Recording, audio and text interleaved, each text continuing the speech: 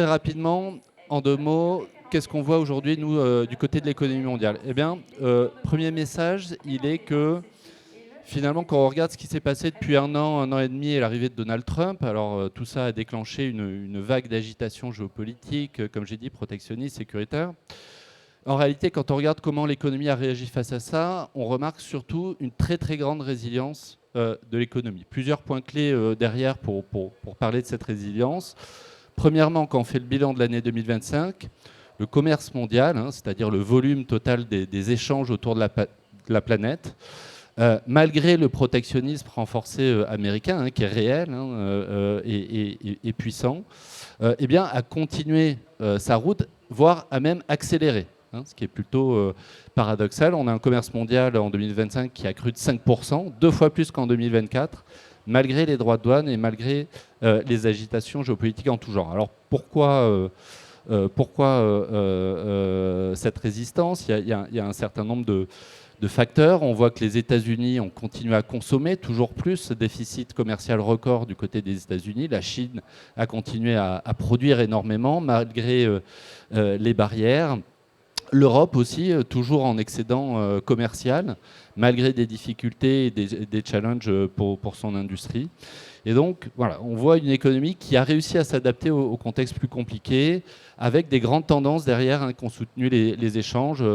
J'en parlerai un petit peu aussi, mais du côté notamment de l'IA, des technologies vertes, qui ont vraiment soutenu cette dynamique du commerce mondial dans ce monde un petit peu agité. Alors, l'IA notamment, l'IA c'est une donnée de plus en plus importante, qui a un effet macroéconomique de plus en plus fort, de plus en plus net. Et on le voit en particulier du côté de l'économie américaine, puisque l'économie américaine a réussi jusque-là à bien résister à l'arrivée de Donald Trump, de mesures plutôt parfois pénalisantes pour son économie, comme les droits de douane, l'incertitude charriée par son agenda. Pourtant, la croissance américaine, même si elle a commencé à ralentir, a réussi à une performance toujours assez supérieure à l'Europe. Et la raison principale, c'est l'IA, avec des investissements massifs qui ont soutenu la croissance. Et ça, c'est un deuxième facteur important qui explique la résilience globale de l'économie mondiale. Et puis, il y a aussi 2 facteurs qu'il ne faut pas oublier aujourd'hui qui sont des piliers de la croissance mondiale. C'est une désinflation assez globale qu'on voit sur toutes les zones, donc un ralentissement de l'inflation, en particulier lié, en tout cas jusqu'à ce début d'année, on va dire avant fin février, lié à des prix des matières premières, un prix du pétrole extrêmement sage. Donc je dirais peut-être un mot en conclusion des perspectives là-dessus qui vont peut-être un peu changer avec la crise en Iran. Mais jusqu'à présent, en tout cas, ça a été un soutien. Et puis aussi des dépenses publiques qui ont été, et là aussi sur quasi l'ensemble des zones, toujours très dynamiques. Et tout ça grâce à une inflation modérée, donc des taux relativement modérés, et aussi un taux de change, un dollar plus faible, et qui a toujours comme conséquence de soutenir l'endettement du monde émergent, donc qui a pu mobiliser des dépenses publiques toujours dynamiques. Voilà. Donc tout ça donne finalement un paysage pas si négatif que ça, malgré le news flow, pour le coup, lui, anxiogène. En revanche, bon, on ne va pas dire que tout est merveilleux non plus. Voilà, on vit dans un monde de risques et d'incertitudes qui sont bel et bien là. Peut-être un mot aussi important du côté de la Chine. La Chine reste un sujet qui a des conséquences sur l'ensemble des régions. La Chine a du mal à rééquilibrer son modèle. On sait la Chine est dans une course à l'indépendance technologique, donc avec toujours un pied sur l'accélérateur au niveau de sa production industrielle, et à l'inverse, une capacité de son marché à absorber cette accélération industrielle limitée, avec un contexte toujours très difficile du côté de son marché immobilier qui a des répercussions globales sur le sentiment du consommateur chinois. Donc tout ça fait que ces déséquilibres il se répercute sur les marchés tiers, où l'offre chinoise essaie de plus en plus de gagner des parts de marché. Donc ça, c'est évidemment un sujet important pour tout exportateur qui voit cette concurrence monter. Ça, c'est le premier facteur. Et le deuxième facteur est que derrière cette pression sur ses partenaires, tout ça alimente un petit peu ce contexte géopolitique qui se durcit, le protectionnisme, et tout ça peut avoir des conséquences, on le sait, sur des sujets d'approvisionnement, puisque la Chine a quand même un rôle clé qu'elle n'hésite pas à leverager pour avoir gain de cause dans ses relations commerciales avec le reste du monde. Donc au final, j'ai envie de dire, pour synthétiser, au niveau de l'économie mondiale, nous, ce qu'on voit, c'est une résilience. Donc, les potentiels sont toujours là. Mais évidemment, des risques qui se sont accumulés. Derrière des dépenses publiques dynamiques, c'est aussi un risque souverain qui est important. L'incertitude, ça affecte évidemment l'échange. Et puis, cette question des approvisionnements qui va rester un sujet clé pour les entreprises dans un monde géopolitique assez instable. Donc, un besoin dans sa stratégie export de se couvrir contre ces risques pour aller chercher des potentiels qui sont toujours là. Ok, merci Baptiste. Tu as abordé plusieurs piliers, les trois piliers fondamentaux. Tu as parlé de la Chine, tu as parlé des États-Unis. Au milieu, évidemment, il y a l'Europe, pas que. Mais il y a aussi la France, surtout, qui nous intéresse aujourd'hui peut-être plus que tout. Comment les entreprises françaises s'en sortent aujourd'hui et quelque part aussi, quelles sont leurs perspectives ? Effectivement, alors très rapidement, donc nous chez BPI France, on enquête beaucoup les entreprises, en particulier les TPE, PME, donc on mène régulièrement des enquêtes de conjoncture. Donc je vais me nourrir un peu de ces éléments pour dire nous ce qu'on voit sur le ressenti des dirigeants et leurs perspectives.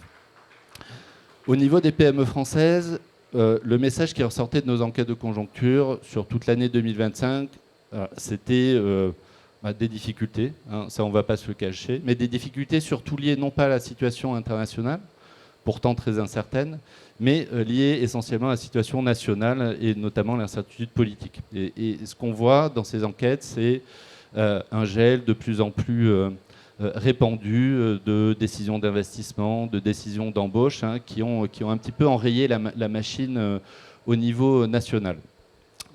En revanche, quand on regarde les chiffres économiques, on a maintenant les chiffres un petit peu complets pour l'année 2025, on voit que la France, malgré tout, a réussi à faire une croissance presque de 1%. Alors 1%, c'est sûr, c'est moins bien que les États-Unis qui sont à un peu plus de 2%. Je ne compare même pas avec le monde émergent, mais pour un pays comme la France, avec sa démographie, ses paramètres structurels, 1%, c'est quasiment son potentiel.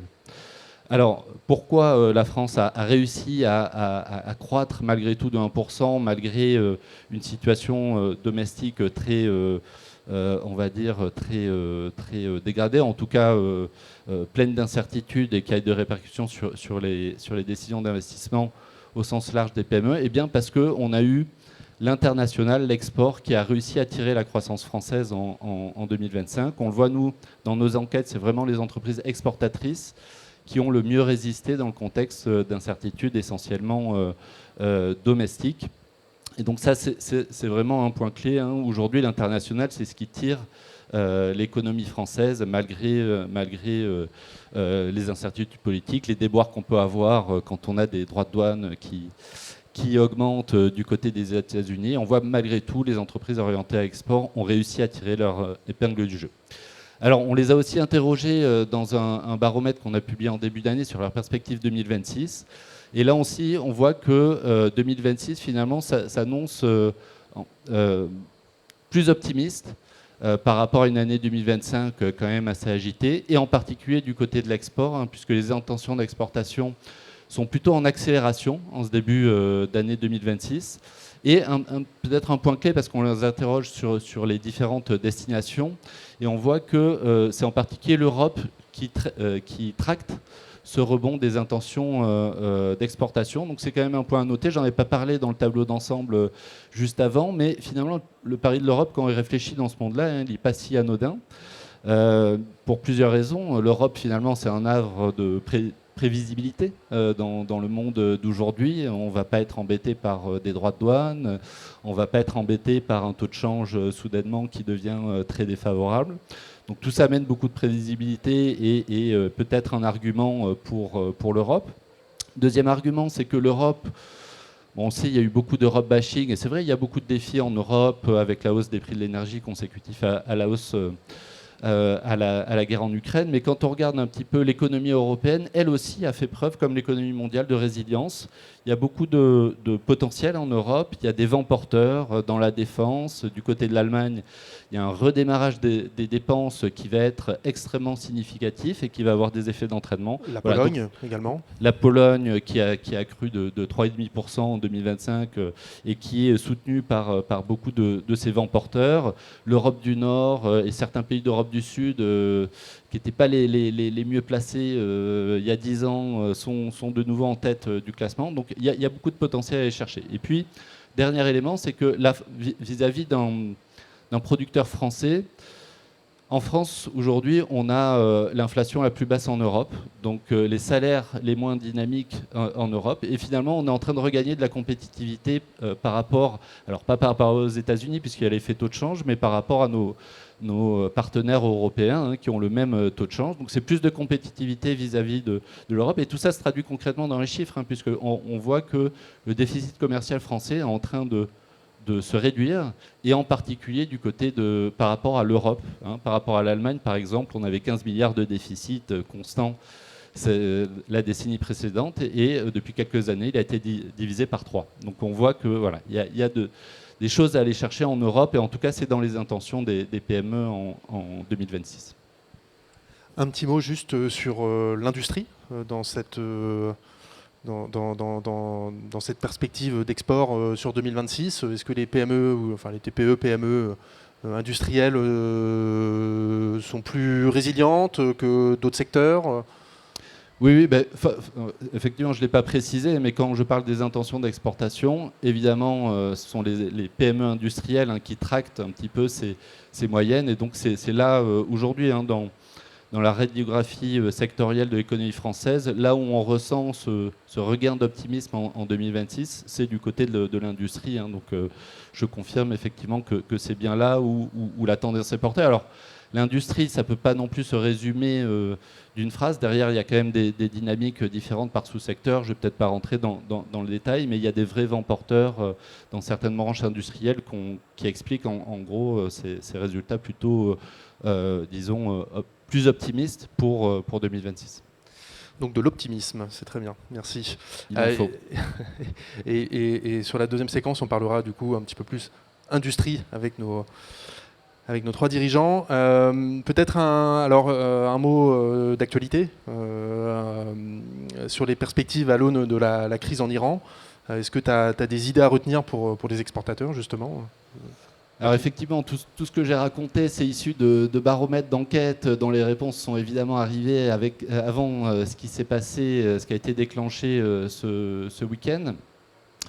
Alors comment cette crise en Iran peut bousculer finalement un petit peu ces scénarios? Je vous ai parlé de résilience et d'un regain d'optimisme. C'est évidemment très difficile à dire aujourd'hui. On ne sait évidemment pas comment la situation va évoluer. Il y a beaucoup de scénarios sur la table. Est-ce que la crise sera rapide, longue, très longue, quel va être le comportement des belligérants et le contexte sur les chaînes d'approvisionnement de par le caractère critique du Golfe. Donc toute la question clé en fait autour des prix de l'énergie, on le sait, la conséquence première qui va impacter le reste des économies, c'est ce qui va se passer sur les prix de l'énergie, donc le prix du pétrole et le prix du gaz. Alors, du côté des facteurs positifs, on essaie toujours de voir s'il y a du positif chez BPI France. Si on se remet par rapport aux précédentes crises pétrolières, en particulier dans les années 70, aujourd'hui, on a quand même une économie mondiale qui dépend beaucoup moins du prix du pétrole. Donc, bon, on ne s'attend pas non plus à un choc aussi majeur qu'il y a 50 ans. En revanche, évidemment, parmi les multiples scénarios qu'on pourra avoir, si c'est une crise qui amène le baril du pétrole là où il est à peu près aujourd'hui, en tout cas ce matin quand j'ai regardé, je ne sais pas si ça a changé, autour de 80$, l'économie mondiale, elle peut résister à encaisser le choc. Si on va sur des scénarios plus noirs où les approvisionnements en pétrole sont plus impactés, ont un baril à $100, $120, et ensuite une situation comme ça qui dure plusieurs mois, là on va évidemment vers des scénarios un peu plus durs, avec quelques dixièmes de points de croissance en moins pour l'économie mondiale et pour une économie comme la France. Bon, aujourd'hui, on ne sait pas exactement où on va. Moi, ce que je retiens quand même, c'est que voilà, on a quand même eu une économie mondiale qui a fait faire preuve de résilience.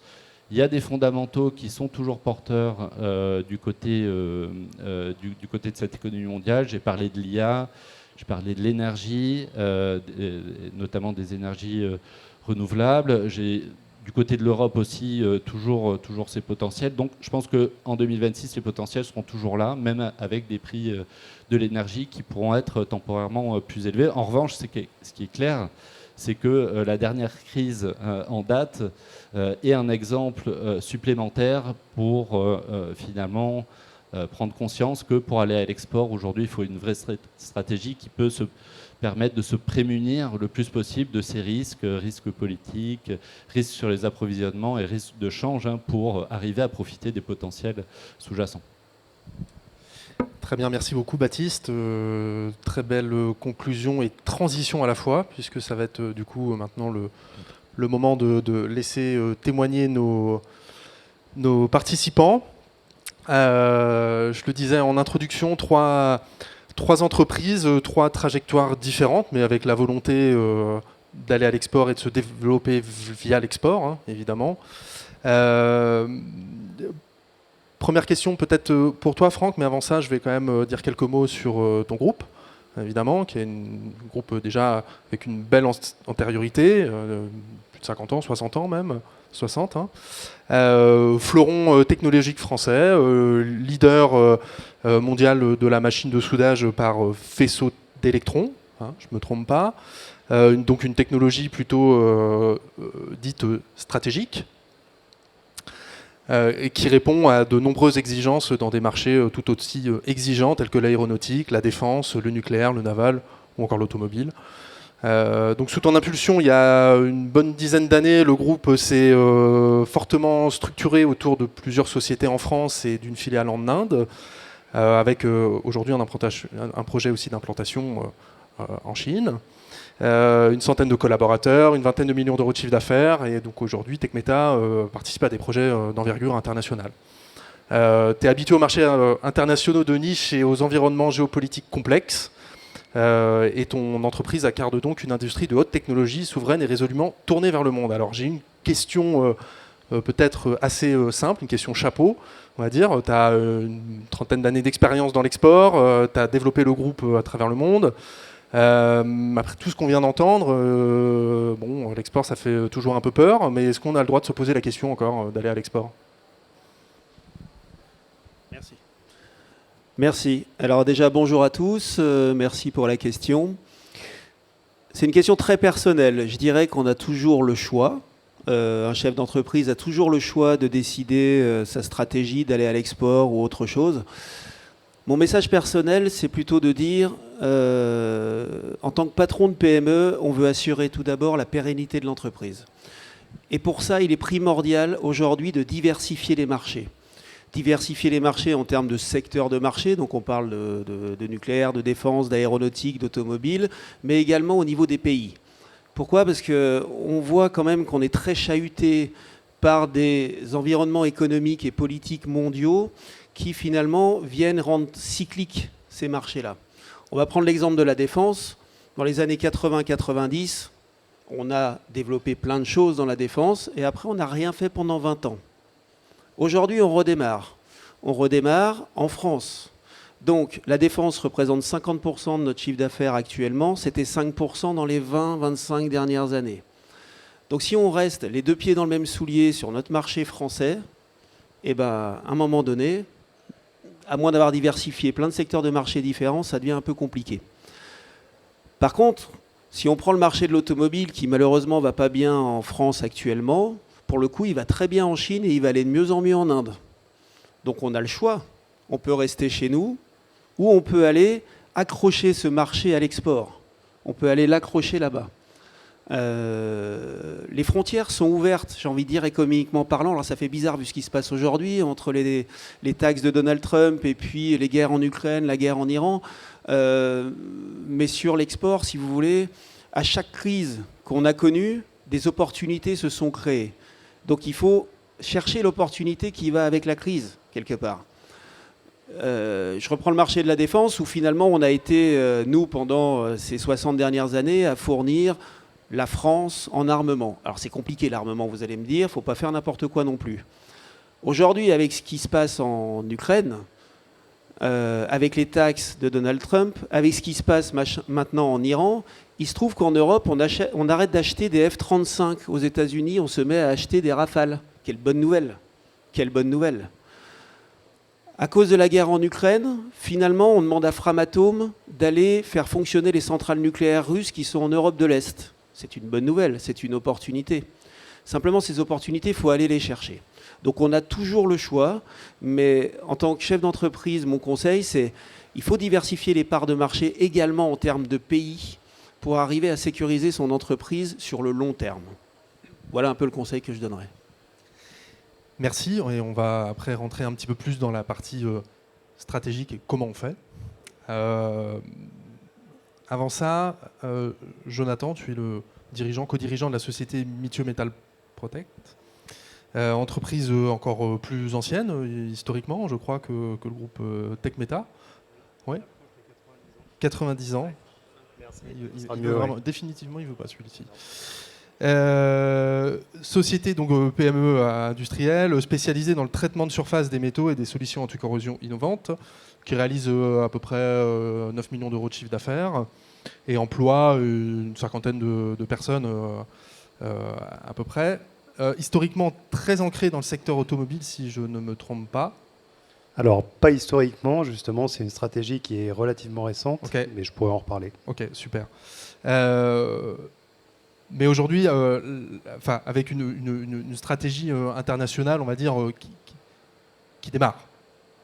Puisque jusqu'à présent, tu suivais, ou la société suivait plutôt ses clients à l'export. Donc du coup, ensemble, on va parler de structuration de démarche, priorisation de marché et cap affirmé sur les États-Unis. Donc avec une réflexion dont tu nous feras part, évidemment, une ouverture peut-être aussi sur l'Asie, transition stratégique importante pour une entreprise donc, qui amorce un nouveau chapitre de son développement. Et donc Jonathan, une question aussi assez simple de mon point de vue. Lorsqu'on est dirigeant d'entreprise très peu tourné vers l'export, avec peu de moyens dédiés, comment est-ce qu'on s'y prend concrètement ? Alors c'est une bonne question. Alors déjà juste pour resituer un peu le contexte, donc nous on est une entreprise, donc comme a expliqué Sébastien, on est concepteur et applicateur de revêtements, c'est-à-dire qu'on dépose des couches de quelques microns d'alliage métallique sur des pièces métalliques pour améliorer leur performance et notamment leur tenue à la corrosion. Donc en fait on est plus prestataire de services que producteur. Et on arrive surtout en bout de chaîne de production dans un cycle qui est relativement complexe, notamment dans l'automobile. Ce qui veut dire qu'on est une industrie de proximité où on a un gros besoin de réactivité.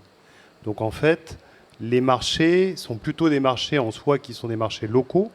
Donc la plupart de nos clients sont situés en Auvergne-Rhône-Alpes, même plutôt plus précisément en Rhône-Alpes 74, 73, 69 pour être clair. Donc on est effectivement assez locaux. Ce qui veut dire que si on souhaite se développer à l'international, il faut qu'on soit présent à l'international, il faut qu'on soit présent d'un point de vue traitement, production. Voilà, donc ça c'est déjà le premier point. On ne peut pas se baser sur un réseau de distribution, ça n'a pas vraiment de sens dans notre métier.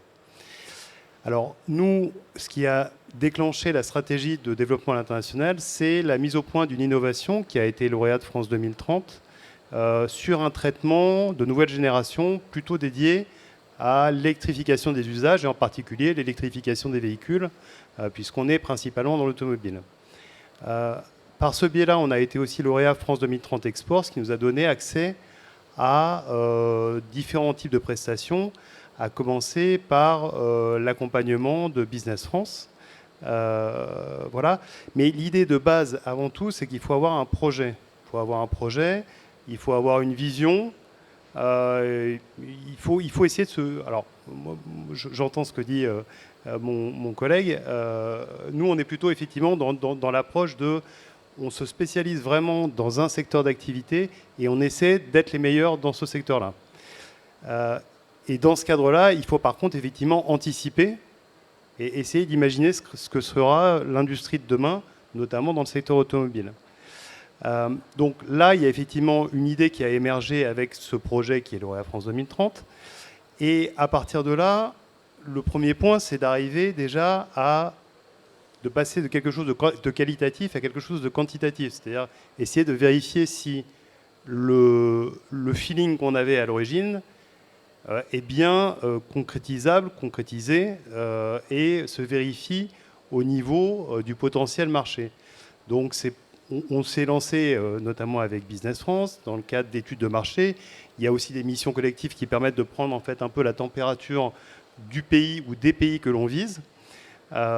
Donc ça c'est je dirais un des points. Après, nous on a également eu la possibilité d'intégrer avec BPI France, qui est un partenaire historique, un propulseur export, donc qui permet également d'avoir un accompagnement individualisé ainsi qu'un accompagnement collectif.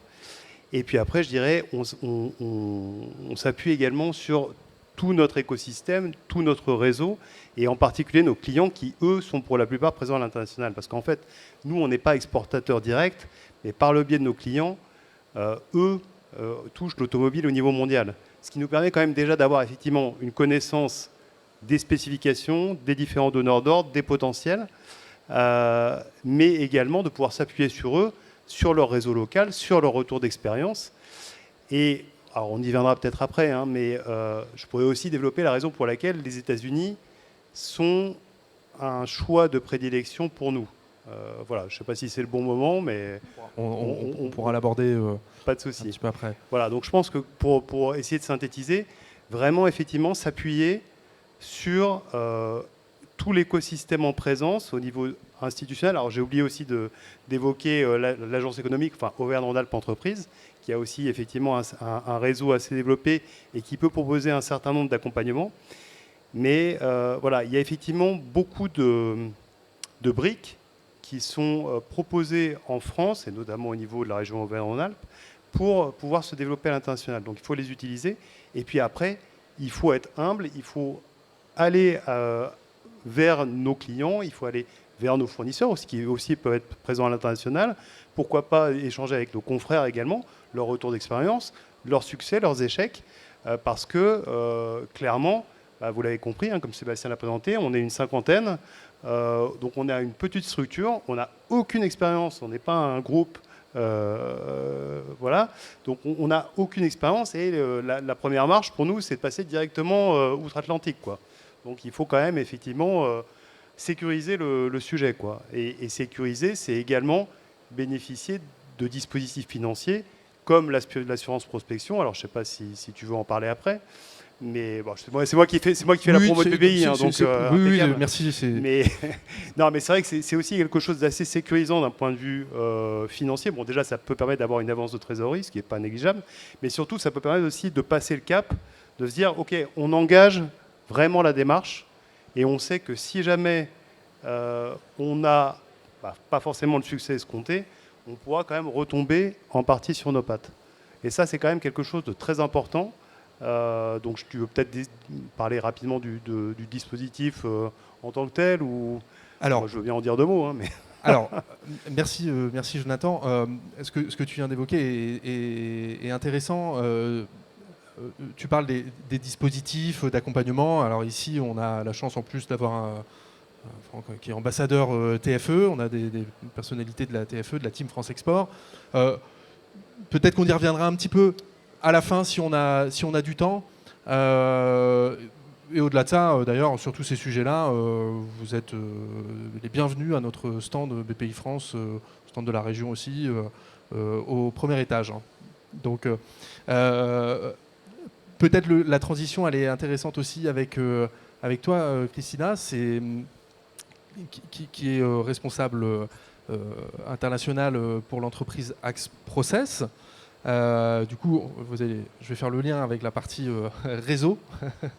Axe Process, c'est une entreprise donc basée à Vienne, hein, et dirigée par Anthony Comte et Sylvain Margan, qui est présent parmi nous aujourd'hui, et qui en quelques années s'est spécialisé en tuyauterie et chaudronnerie et structures métalliques, et s'est imposé comme un acteur clé en fait dans la conception et la réalisation de projets industriels clés en main.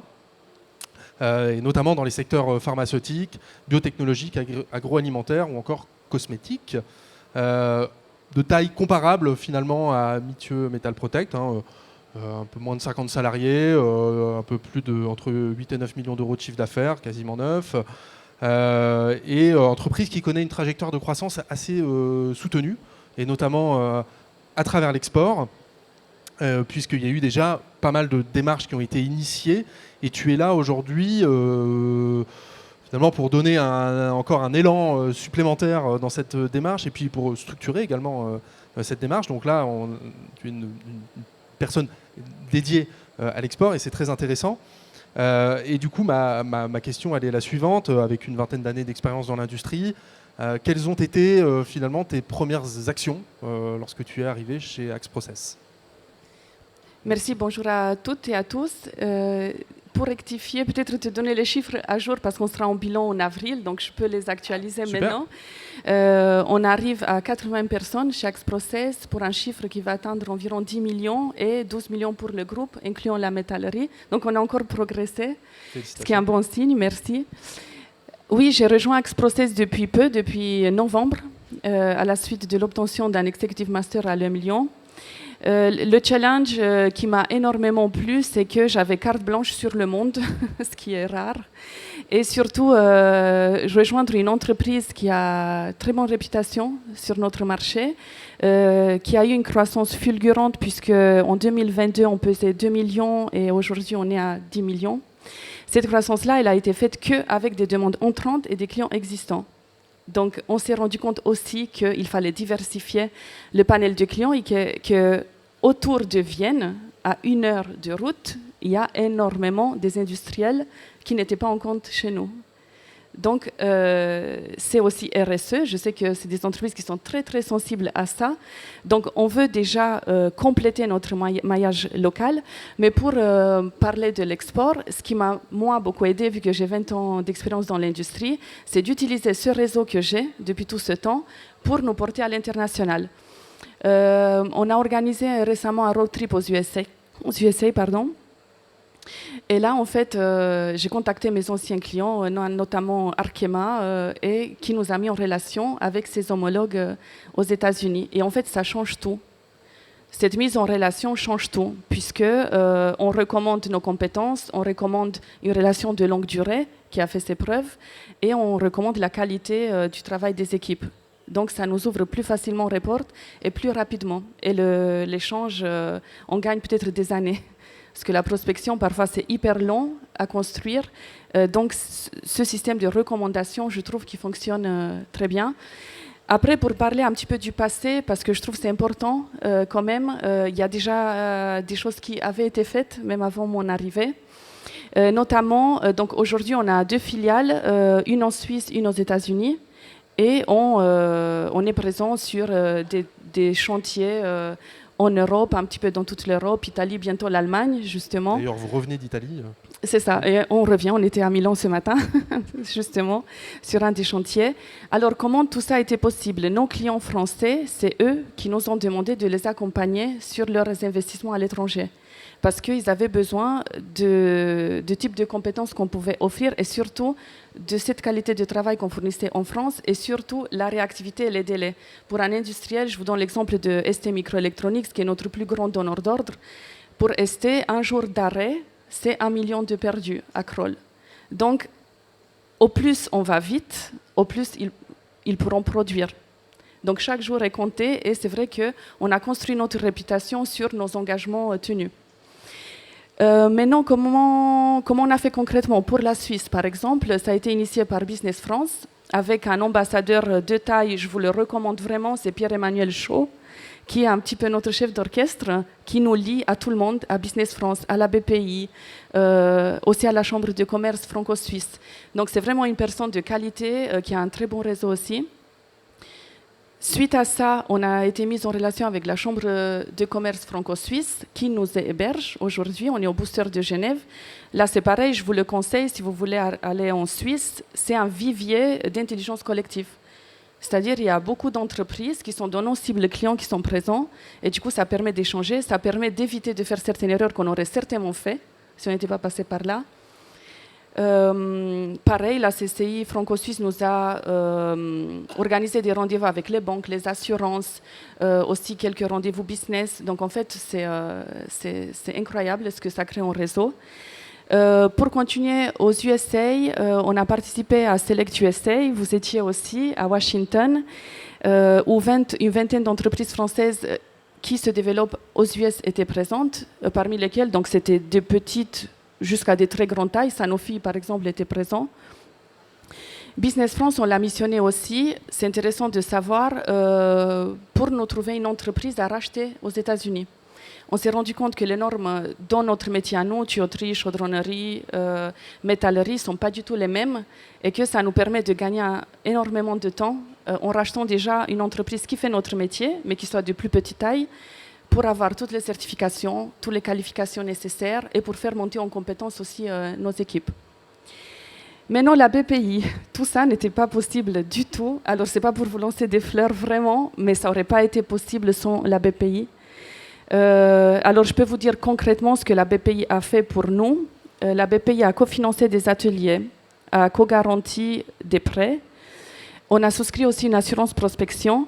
Alors, quelques chiffres, parce que vous voulez en parler, du coup, j'en profite de mon petit temps de parole. Donc, nous, par exemple, pour 200 000 € engagés, la BPI s'engage à nous financer 130 000 €, soit 60%.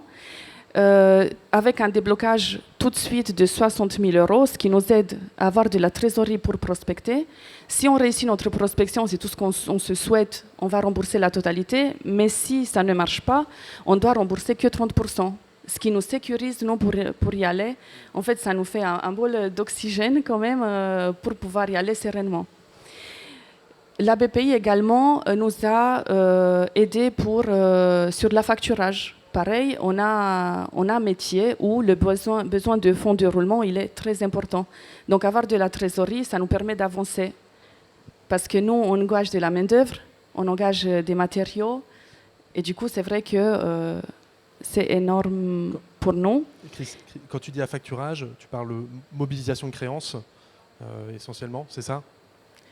Mobilisation de créances. Oui, tout à fait. C'est ça, ouais, oui. tout à fait. Ouais. Et il y a aussi, c'est lié par rapport au BFR, le crédit trésorerie. C'est un autre levier. Petite précision Oui. sur l'assurance prospection. Alors, merci beaucoup. Hein.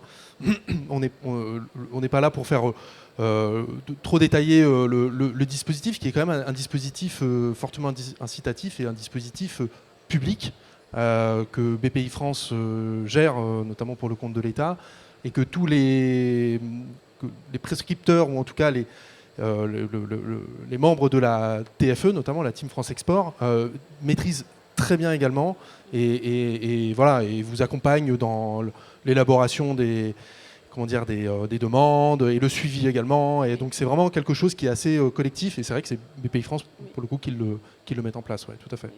Et c'est vrai qu'on a la chance d'avoir 3 conseillères dédiées à la BPI. Je peux les citer parce qu'elles le méritent. Yolène Builet, Marie-Laure Gherardi et Margot Balducci. Merci pour elles. Voilà. C'est un petit peu ce que je voulais. Qui respectivement en fait sont spécialisés, chargés d'affaires sur différents métiers. J'en profite, mais BPI France a 7 métiers en fait, dont l'international, l'export. Et là, on parle évidemment de tout ce qui est financement à court, moyen et long terme, exactement, qui est encore un autre pan de notre activité. Merci. Merci. Voilà, je voulais apporter du concret parce que je pense que ça peut aider les autres à se lancer, à utiliser ces leviers-là. Merci beaucoup. Tu as parlé de... Alors, tu ne l'as pas dit comme ça, mais quelque part d'intelligence collective aussi, de réseau. Franck, tu es un homme de réseau. Tu es ambassadeur TFE. Alors, j'en ai déjà parlé. Avec ces 30 ou 35 années d'expérience, quand on préparait la table ronde, tu évoquais une chose assez marquante, c'était qu'il y a 35 ans, il n'existait pas tout ça. Et aujourd'hui, ça existe. Et tu l'as dit, Christina, tu l'as dit aussi, Jonathan, c'est très utile. Est-ce que, ma question la suivante, est-ce que c'est plus risqué, c'est plus difficile de se lancer à l'international il y a 35 ans ou aujourd'hui? Et quelle est la force, on va dire, de ce développement des réseaux? Alors, tout d'abord, merci à tous les deux pour vos exemples concrets qui viennent illustrer parfaitement le message que peut porter un ambassadeur Team France Export. Donc, on va bientôt vous embaucher, c'est parfait. Je vous remercie. Vous avez donné plein d'exemples très concrets qui vont parler à tout le monde, mais de manière générale, j'ai envie de dire que l'export en France aujourd'hui n'a rien à voir avec ce qu'il était il y a 35 ans. Bien sûr, le risque, il existe toujours. Mais aujourd'hui, le risque, on arrive à en maîtriser 90% grâce aux outils qui ont été mis en place. Donc si on revient un peu en arrière, TechMeta est une entreprise française, petite entreprise, une trentaine de personnes. En 1989, le patron de l'époque décide d'aller faire découvrir sa technologie en Chine et en Inde. Pourquoi la Chine et l'Inde? Parce que c'était des pays émergents à l'époque, comme le sont aujourd'hui le Brésil, le Vietnam, où on fait exactement la même chose. Mais ils partaient de rien. Avec leur baluchon, ils sont partis là-bas faire des conférences, faire découvrir la technologie. Et si on se retrouve 35 ans après, TechMeta est le leader de cette technologie en Chine et en Inde. Donc, premier message, il ne faut pas être pressé. Il ne faut pas partir tous azimuts en se disant « je vais conquérir le monde, tous les pays en même temps », parce que j'ai voulu essayer plusieurs pays en même temps, c'est compliqué. Je pense qu'il faut faire un choix stratégique d'un pays, il faut être patient. En fonction du pays, de sa culture, il faut être plus ou moins patient. Pour la petite histoire, j'ai mis 10 ans à vendre une machine au Japon, voilà, c'est comme ça. Et ça prend du temps, il faut s'accrocher à sa stratégie et il ne faut jamais la lâcher. Donc à l'époque, suite à ces conférences, ils se sont retrouvés tout seuls à vendre une première machine en Chine avec un contrat chinois, ils ne comprenaient rien dedans, ils ont pris tous les risques sans savoir ce qu'ils vendaient. Bref, étape par étape, on en arrive aujourd'hui à aller mettre une filiale en Chine, 35 ans après. Il faut être patient, il faut vraiment suivre les bonnes étapes. Maintenant, il y avait énormément de risques à l'époque et c'est ce que tout le monde garde en tête et c'est pour ça que tout le monde a peur de l'export. Les choses ont énormément évolué. Aujourd'hui, on a des outils, on a des accompagnateurs qui sont là pour nous, qui travaillent pour nous, qui s'appellent la BPI sur le volet financier, toutes les aides financières, et qui s'appelle la Team France Export, c'est-à-dire les chambres de commerce françaises internationales et puis Business France qui ont été regroupées sous cette même banderole Team France Export, qui nous accompagne pour le coup en termes d'outils, d'analyse de marché, de recherche de partenaires, d'accompagnement dans des salons spécialisés, d'accompagnement ne serait-ce que pour monter une filiale. Vous parliez de la chambre de commerce française en Suisse. Sachez que ma première entreprise à l'étranger, c'est en Inde, montée il y a 4 ans. C'est la chambre de commerce et d'industrie franco-indienne qui a mon propre directeur indien, qui fait ma comptabilité, les salaires de mes salariés, parce qu'on n'a que 2 personnes là-bas. Donc quand on est petit, c'est impressionnant. On ne va pas ramener 15 ressources support pour 2 salariés, vous imaginez bien. Et il y a une vraie aide de ce côté-là. Et ces 2 outils-là ont complètement changé la donne. Il y a une quinzaine d'années, avant que tout ça soit en place, efficace, je me rappelle avoir perdu un appel d'offres en Inde contre un concurrent allemand. Vous savez, les Allemands, ils exportent beaucoup plus que nous. Hein. Mais pas parce qu'ils sont meilleurs que nous. Hein. On dit l'industrie allemande, c'est la meilleure. C'est pas vrai. Hein. Technologiquement parlant, quand vous allez à l'étranger, la France, elle est reconnue comme le pays le plus technologique du monde. Si vous avez de l'innovation, vous saurez la vendre là-bas et à un bon prix. Pas la vendre pas cher comme on peut le croire dans des pays low cost. Bref, il y a quelques années, je perds un appel d'offres et le client me dit « c'est normal, votre concurrent allemand est prêt à me vendre 2 millions, je crois c'était le projet, sans que j'amène d'argent avant au moins 2 ans. » Je dis « comment c'est possible qu'une entreprise vive comme ça? C'est impossible. » Et ça s'appelle l'assurance fournisseur chez BPI, si je ne me trompe pas. À l'époque, on ne l'avait pas, les Allemands l'avaient déjà, ou c'est ça hein? Oui, le crédit acheteur ou le rachat, crédit fournisseur, les crédits export.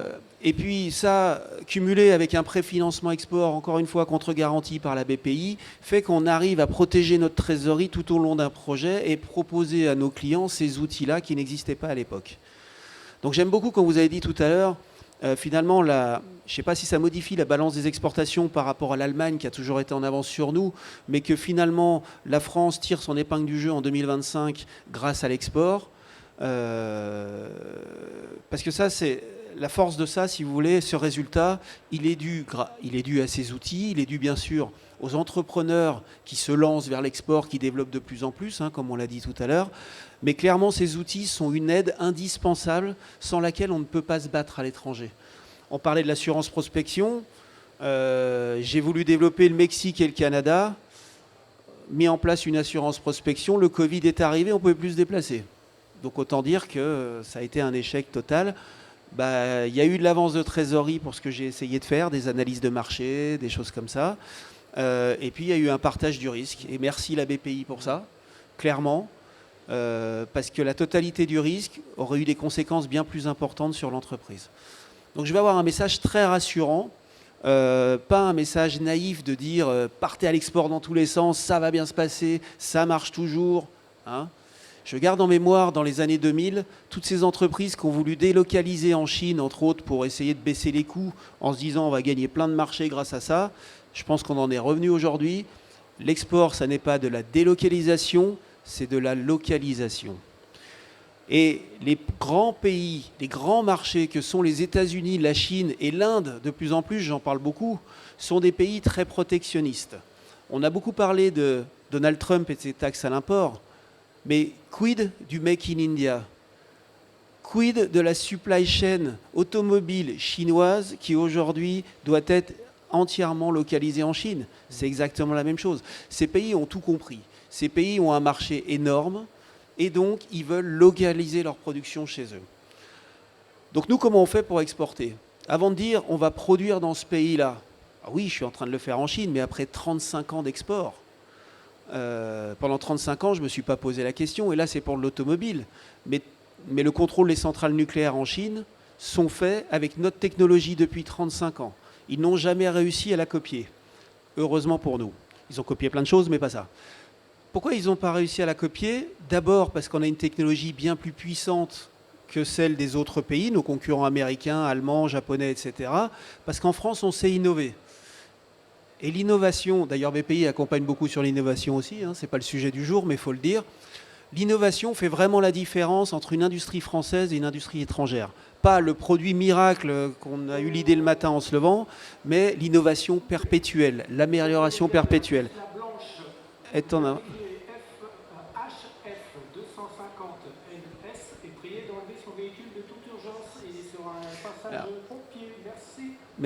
Merci pour la transition. Juste pour un petit message, les États-Unis sont protectionnistes, mais toutes les Tesla du monde ont un capteur de précision pour la batterie électrique qui est soudé chez nous à Argonay, à côté d'Annecy. Voilà, juste pour le petit message sur l'export. Merci beaucoup Franck. Merci. Merci pour ce témoignage. Je me retourne vers toi Jonathan, et avant de conclure après avec Christina, sur un sujet un peu plus d'ouverture. Du coup, très simple. Enfin, Jonathan, on vient de parler encore des États-Unis. Tu vas aux États-Unis avec Mitio Metal Protect. Comment? Alors, je vais essayer d'y aller. Mais l'idée, oui. Alors déjà, on a effectivement confirmé le choix des États-Unis comme pays cible, parce que c'était quand même aussi une question de feeling. Donc, on a pu effectivement affiner petit à petit le besoin client, parce que c'est également une technologie qui est un peu plus connue aux États-Unis, d'ailleurs également au Japon. Il y a quand même un autre phénomène par rapport aux États-Unis, et tu l'as évoqué tout à l'heure dans ta présentation, c'est que malgré une croissance qui est un peu ralentie, on est quand même sur des niveaux de dynamisme économique qui sont supérieurs à ceux qu'on connaît en Europe. Et puis le dernier point, c'est que, en tout cas dans mon secteur d'activité, je n'aurais pas la prétention de parler des autres, ils ne sont pas hyper performants d'un point de vue industriel. Donc je pense qu'on a une réelle valeur ajoutée en termes d'organisation, de robustesse, de qualité, et c'est ce qu'on souhaite apporter effectivement là-bas. Donc pour rebondir sur ce que tu dis, donc l'idée c'est, aujourd'hui on a aussi affiné un peu le mode d'implantation locale.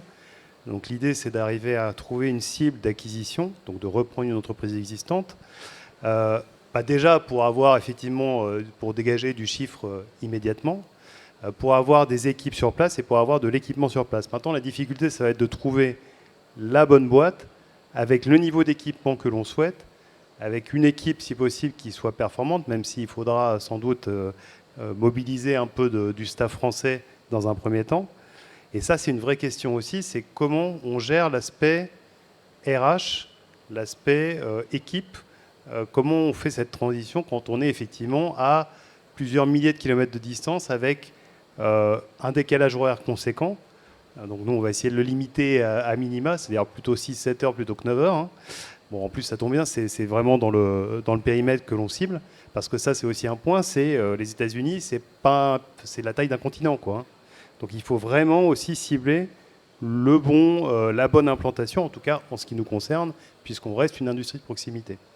Donc voilà, donc l'idée, effectivement, c'est, maintenant qu'on a un petit peu affiné, on est un peu dans le phénomène de l'entonnoir, et maintenant, on identifie les cibles, et à partir de là, on verra également quels sont les besoins en termes de ressources pour l'accompagnement. Parce que l'idée, c'est vraiment, en dehors de l'innovation qui est en fait le cheval de Troie, mais c'est vraiment ensuite d'apporter notre know-how, notre savoir-faire en termes organisationnels et en termes de robustesse procédé. Merci, et c'est vrai qu'on l'a assez peu abordé, mais après se posera la question du financement, inévitablement. Tout à fait. Et là, on en reparlera ensemble. Et là, on en reparlera ensemble. Oui, et avec évidemment nos partenaires aussi financiers, vos partenaires oui, bancaires. Oui. Alors, juste peut-être une petite chose par rapport à ça, parce que c'est quand même un sujet. On est quand même une petite entreprise avec des moyens limités. N'empêche que ce type de projet, quand on le présente à nos partenaires financiers, en dehors de BPI, donc nos partenaires bancaires traditionnels, il y a un très bon accueil quand même. Et ça, c'est quand même aussi un point important, c'est que, et ça rebondit sur ce que tu disais, c'est qu'il y a effectivement ce type de démarche est vu plutôt d'un très bon œil, même dans des contextes économiques difficiles. Donc ayez-le en tête également, quoi. Je confirme que de notre point de vue, en tout cas côté BPI France, on travaille avec quasi l'ensemble des partenaires bancaires qui sont parfois, bien souvent même, très spécialisés sur ces sujets-là et de manière très générique, très spécialisés sur l'export. Donc il ne faut vraiment pas hésiter évidemment à aller les rencontrer et même leur dire de venir nous solliciter s'il y a besoin, parce qu'on peut en contrepartie aussi les garantir. Vous voyez, donc la boucle est bouclée. Merci beaucoup en tout cas, Jonathan, pour ce témoignage. Alors on voulait ouvrir un petit peu aussi le sujet industrie avec toi, Christina. Donc je propose qu'on bifurque en fait pour les 5 dernières minutes qui nous restent à peu près sur le sujet de la mixité dans l'industrie, puisque c'est un sujet qui est trop peu abordé encore aujourd'hui. Aujourd'hui, les femmes représentent un peu moins de 30% dans l'industrie et je crois un peu moins de 10%, il me semble, sur des postes à responsabilité. C'est dire. Et en plus, ces chiffres-là, globalement, ils stagnent depuis des années. Donc, tu es ambassadrice industrielle de LES et c'est une initiative du coup, qui vise à changer l'image de l'industrie auprès des jeunes femmes, notamment. Très concrètement, qu'est-ce que tu fais? Qu'est-ce que vous faites avec cette initiative? Et dans un second temps, si tu arrives à faire la transition ou le lien avec un sujet un peu d'export, évidemment. Merci. Juste peut-être en préambule, parce que j'ai oublié quelque chose d'important tout à l'heure quand j'ai pris la parole, pour appuyer les dires de Baptiste, justement, je peux témoigner que même si nous, on est allé à l'export parce que c'est nos clients qui voulaient qu'on les accompagne, aujourd'hui, le constat, c'est qu'on est ravis de l'avoir fait, on va surtout continuer à le faire. Aujourd'hui, ça représente 25% de notre chiffre parce que ça nous permet de lisser la croissance, justement. Là, s'il y a des décisions politiques ou contexte économique qui est défavorable en France, ça nous permet de remplir le carnet de commandes et d'équiper nos équipes. Donc, c'est un témoignage par rapport à ce que vous avez dit. Voilà, je tenais, et il tenait, je le regarde et je me dis, j'ai oublié de le dire. Pour la mixité dans l'industrie, donc oui, le collectif industriel est une initiative ministérielle qui a été relancée par Roland Lescure en mars 2023. Il était à l'époque ministre de l'Industrie. Donc en fait, l'idée, c'est de trouver une équipe motivée et dynamique pour parler de la mixité de l'industrie, comme quoi c'est un levier de performance aussi économique. Il faut savoir, c'est été étudié par l'INSEE. Dans les équipes mixtes, je dis bien mixtes, hein, parce que je ne suis pas que pour les femmes ou que pour les hommes, c'est vraiment les deux ensemble, c'est ça qui fait la force d'une équipe. Il y a 30% de croissance. Donc il y a aussi un enjeu économique pour les entreprises. Pourquoi? Parce qu'on a des façons de travailler qui sont différentes et qui sont très complémentaires. Et que l'une sans l'autre, il y aura toujours quelque chose qui va manquer. Alors, comment on s'est organisé pour ça? Roland Lescure, il a nommé une marraine du collectif. La première marraine a été Frédérique Le Greves, qui est la présidente France de ST Microelectronics, qui a dû choisir, avec la Direction générale des entreprises, 37 ambassadrices pour couvrir l'ensemble du territoire. Et ces ambassadrices-là devaient porter cette voie de mixité dans les salons, dans les conférences, dans les écoles surtout, à partir de l'école primaire même, parce que c'est là qu'il faut déconstruire les stéréotypes de genre, jusqu'au collège, lycée, pour essayer de faire mentir un peu les statistiques qui aujourd'hui ne bougent pas beaucoup pour l'instant. Donc j'ai eu la chance d'être nommée, oui, ambassadrice en novembre 2023 parce que c'était quelque chose que je portais en moi comme engagement depuis déjà de nombreuses années. Alors pourquoi j'ai fait ça? Parce que mon papa, il est ingénieur, ça tu le sais pas, je te l'ai pas dit. Il était, parce qu'il est plus là malheureusement. Je suis roumaine d'origine et en Roumanie, toutes les écoles techniques, elles étaient pas du tout vouées à des jeunes filles ou des femmes qui pouvaient être intéressées. C'était dans les mœurs, c'est comme ça. Alors que j'avais un papa ingénieur qui aurait pu me parler de ça. Et quand je suis tombée dedans, il y a 20 ans, je ne suis jamais sortie. Et en fait, je ne veux pas en sortir parce que c'est passionnant. Je trouve qu'on apprend au quotidien. Pour celles et ceux qui aiment apprendre, c'est vraiment le plus beau terrain de jeu. Donc je me suis dit, j'ai envie aussi de le dire, de témoigner de mon parcours, de témoigner qu'est-ce qui me plaît, d'essayer de mettre en lumière des femmes. Alors qu'est-ce qu'on fait à part prendre la parole en public? J'ai initié sur LinkedIn, vous pouvez aller voir sur ma page, une série de portraits passion pour l'industrie au féminin, où dans mon réseau, suite à des rencontres, si je vois une femme qui est passionnée comme moi et qui a un parcours intéressant à partager, je l'invite à lui publier son portrait sur la page du groupe qui compte aujourd'hui 5000 membres, donc ça commence à être sympa. Et sur ma page qui compte 12 000 abonnés aussi, qui compte un petit peu parce que c'est souvent des personnes qui sont dans l'industrie. J'ai aussi co-organisé une conférence à l'EM. Comme j'ai fait un passage à l'EM récemment, je me suis dit, école de commerce, on ne parle jamais d'industrie à l'EM Lyon. On parlait de stratégie, de luxe, voilà, toutes les choses un peu... voilà, je ne vais pas dénigrer, mais en tout cas, il manquait l'industrie. Et je me dis quand même, l'industrie, tout est industrie aujourd'hui. Vous regardez ces tables, ce support, le sol, tout autour de nous, l'écran, tout est issu de l'industrie. Mais on a aujourd'hui une image qui est un peu... pas belle, je trouve, par rapport aux médias, qui montrent un petit peu les côtés polluants ou autres, mais en fait, il n'y a pas que ça. Une image qui s'est ternie et c'est ça. On essaye de remettre quand même au goût du jour. C'est ça. Et donc, cette conférence, on a dit, vu que le public qui est à l'EM n'est pas forcément sensible aux enjeux de l'industrie, comment il faut l'appeler pour attirer les personnes à s'y intéresser? Donc, on l'appelait « Et si l'industrie vous ressemblait plus que vous ne le pensez ?» Et là, on était ravis parce que le public, il était mixte. Et dans la salle, moitié des personnes travaillaient seulement dans l'industrie.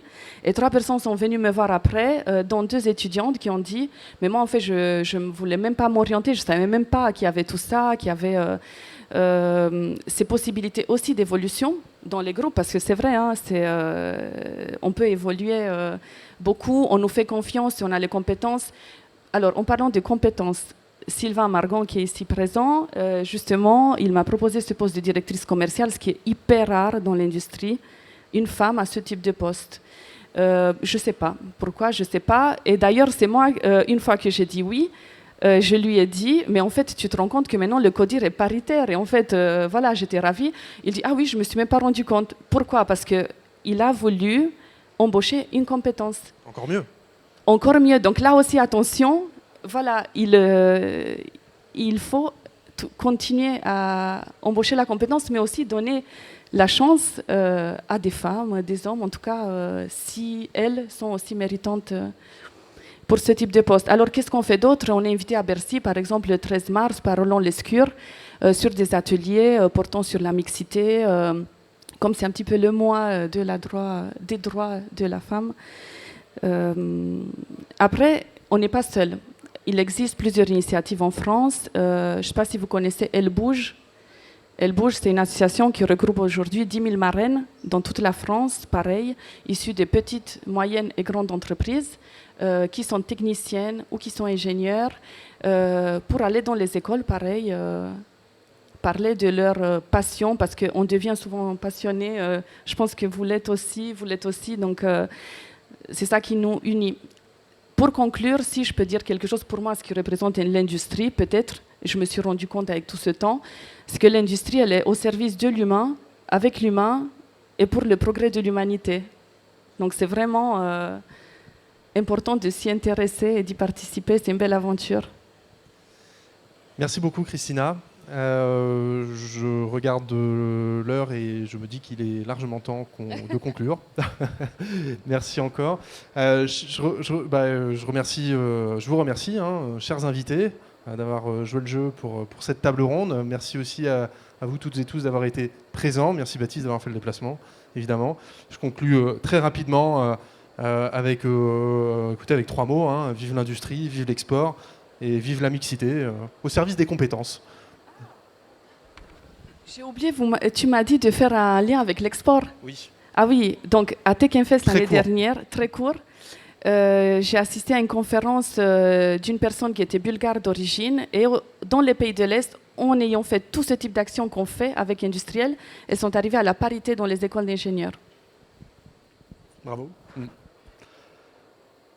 Est-ce que vous voulez profiter, je ne sais pas si on a... C'est bon ? Est-ce que vous voulez dire un petit mot pour conclure? Parce que finalement, a priori, on est pas trop mal. C'est bon? Baptiste, c'est tout bon? Écoutez, merci beaucoup. Au revoir.